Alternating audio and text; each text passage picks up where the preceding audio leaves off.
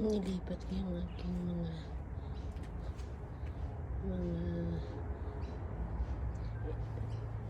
jade. Nasusunog sila sa sun. Sobrang init na yan. Nilipat ko sila dito kasi na lilimliman. Kaya nasusunog na, nag-iiba yung kulay nila.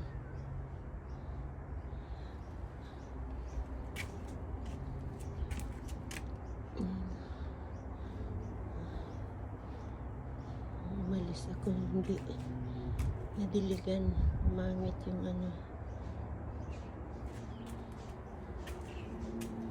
Ayan guys, nilipat ko ulit sila. Niba ko. Tumubo na rin na maliliit na. Ganda siya kulay niya. Ayan. Ang aking aloe vera nilipat ko. Nag-green na. Kasi sunog na sunog yan. Ang ganda na ng kulay niya. Nilipat ko sila kasi na sobrang init na yan.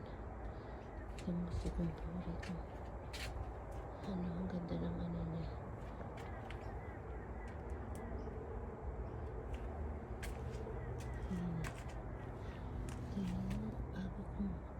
Bagong tanim. Ganda siya. Lalagay ko yan sa loob ko din. Tulad na sunog. Nag-green na. Sunog yan nang dumating ako. Sunog na sunog. Pangit ng ano. Nalipat ko sila dito kasi nasi-shade yan.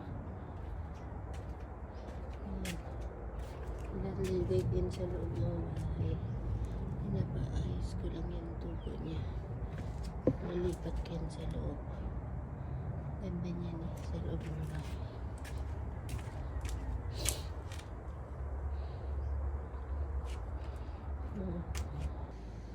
Malaki nitong aking sampagit. Bougainvillea. Guys, nalagay ko lang yung mga ganyan niya. Maganda niya. Laki na rin. Tinitrim ko yan sila eh.